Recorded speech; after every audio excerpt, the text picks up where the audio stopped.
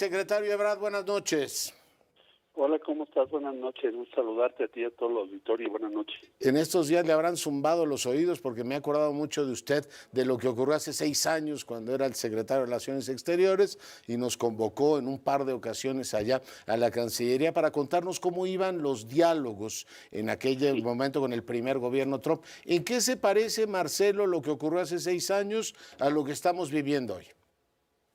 Bueno, se parecen que hay un condicionamiento por las tarifas respecto a objetivos que son prioritarios para el presidente Trump. Quizá la diferencia con hace 6 años es que ahora tienes un planteamiento con más temas, ¿no? Hace 6 años era migración nada más, como recordarás, y ahora está el tema de fentanilo y otra idea que tenemos que ver con cuidado en qué consiste, que tiene que ver con el tema de los déficits, de la desbalanza comercial o del aumento del superávit de México respecto a Estados Unidos. Entonces, la diferencia es que tienes más temas, pero la similitud consiste en que la tarifa es un instrumento para lograrlo, porque desde su punto de vista el acceso al mercado de Estados Unidos es un privilegio para los que estamos en el mercado norteamericano y por lo tanto debes corresponder a esa oportunidad, tomando muy en cuenta los planteamientos que hace Estados Unidos. Y esto va a ser lo mismo con muchos países. Están trabajando en eso. Ya viste que tiene una orden ejecutiva que dice que en abril, 1 de abril, se tiene que presentar un reporte sobre el comercio, pues prácticamente con los principales socios de Estados Unidos, digamos la Unión Europea, Japón, en fin, otros países. Entonces, me imagino que va a ser algo muy similar con el conjunto de los países del mundo que son sus principales socios. No hay manera de que el presidente de los Estados, bueno, no hay manera, hace 6 años también sacó este tema del déficit. Por cierto, hoy salió, Marcelo, la balanza comercial de Estados Unidos y tiene un déficit importante, mayor que el del año anterior. Decir que, bueno, pues en economías abiertas donde hay libre comercio, el tema de los déficits no necesariamente significa que pierden ellos, pueden tener ahorros en otros frentes, ¿no?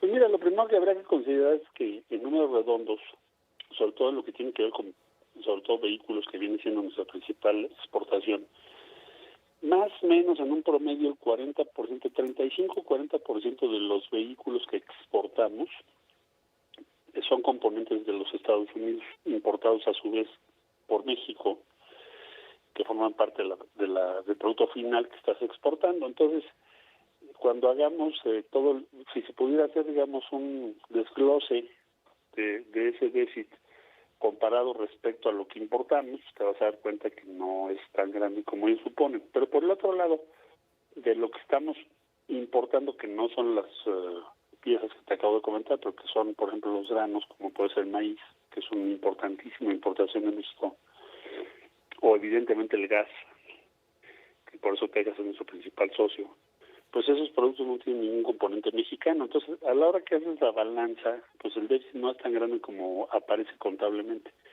Pero bueno, pues va a ser una materia que tenemos que trabajar con ellos, porque la tendencia de México, de exportación de México, pues sigue creciendo como tú bien lo mencionas. Somos su primer socio comercial y tengo la impresión, secretario Ebrard, Marcelo, que no nos tratan como tal. O sea, esta idea de que somos un peligro y que hace falta militarizar la frontera, no se hace cargo del hecho de que somos su principal socio comercial en el mundo. Somos el principal socio y además le hemos dado una ventaja comparativa importantísima a la economía de los Estados Unidos para competir con otras regiones del mundo. De hecho, yo diría que el TMEC o el TMEC que firmamos con el presidente Trump es el acuerdo comercial más exitoso del mundo, pues ha crecido 37% el comercio entre ambos países. Nosotros no solo somos el principal socio, sino que además también les importamos enormes cantidades de billones de dólares respecto a lo que otros países hacen. O sea, esto es un saldo. Por ejemplo, compárate Vietnam. Vietnam está creciendo rapidísimo en las exportaciones de Estados Unidos. Yo diría notabilísimo.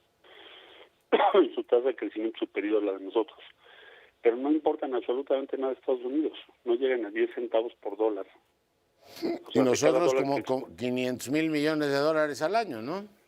Sí, el de nosotros estamos importando 65% de lo que exportamos, y eso sin tomar en cuenta la contabilidad que te decía ahorita, que todavía cerraría más esos números. O sea, somos muy buen negocio para Estados Unidos, porque cierto es que exportamos más, pero también importamos más, y además la balanza en términos reales pues no es tan deficitaria como contablemente podría parecer, cosa que es distinta con Vietnam, desde luego ya para que te digo China, y muchos otros países de Asia. O sea, el negocio con México es mucho mejor para Estados Unidos en términos relativos que con cualquier otro país. Y como dice, se ha venido profundizando con el TEMEC, que es, digamos, es compatible con la lógica esta estratégica del nearshoring, Sí, de depender sí, menos de Oriente. Preguntarte, el TEMEC es un hijo político de Donald Trump.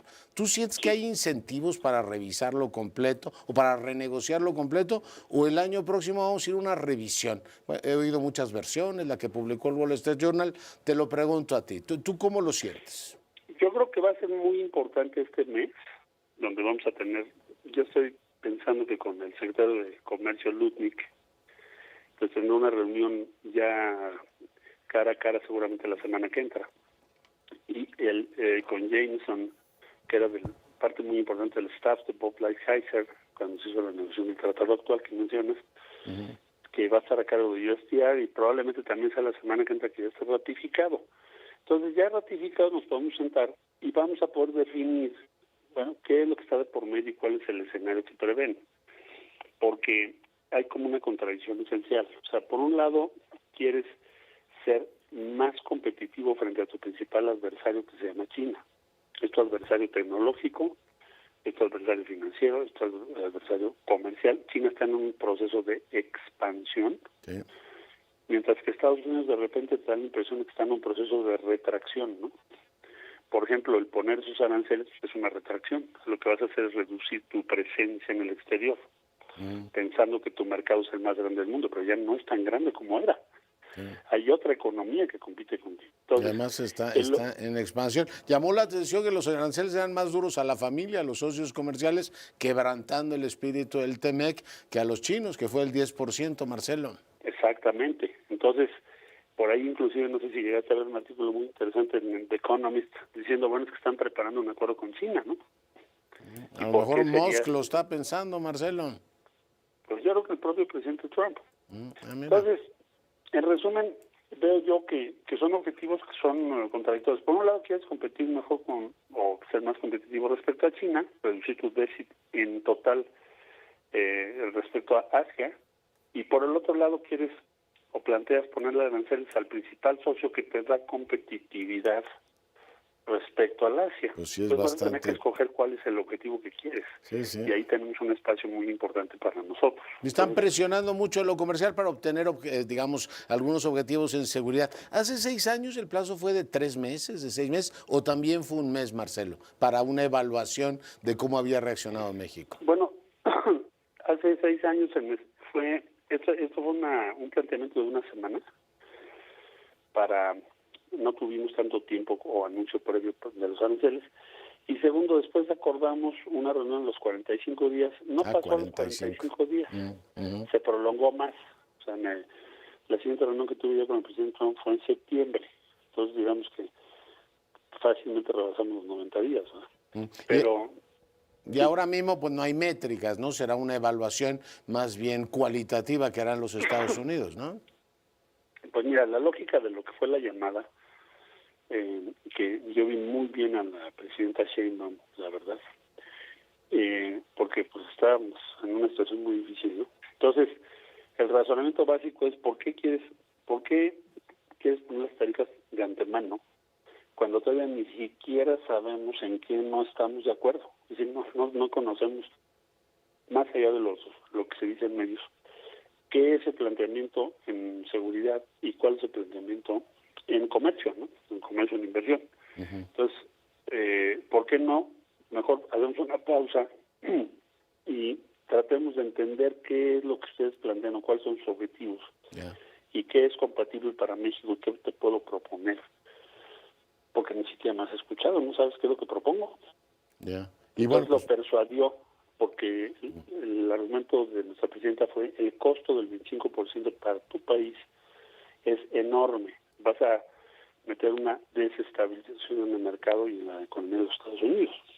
Y ni siquiera sabes si lo que yo quiero hacer o plantear o estoy haciendo o puedo proponer es incluso mejor de lo que estás pensando. Entonces, ¿para qué pones la tarifa? La tarifa es un castigo a la sociedad y a la economía, no exactamente al gobierno. Es que es un problema, claro, pero el impacto es para millones de familias, ¿no?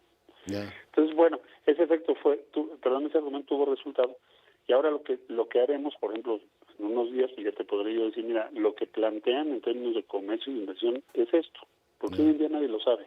¿Y eso va a ser en el diálogo de alto nivel que convocarán? Sí, sí, por supuesto. ¿Y ya tiene fecha, Marcelo? Yo estimo que va a ser la semana que entra, no tengo la fecha, pero la semana que entra seguramente. ¿Y saben si va a ser aquí o allá? Perdóname, eso todavía no se acuerda, pero si fuera acá yo creo que sería muy buena idea, pero si no, pues vamos para allá, no, es una y una, ¿no? Porque hace 6 años tuviste una visita, eras canciller tú, visitas permanentes, ¿no?, de secretarios de Trump. Todo el tiempo estuvimos haciendo reuniones y, bueno, se hizo una comunicación muy fluida. Yeah.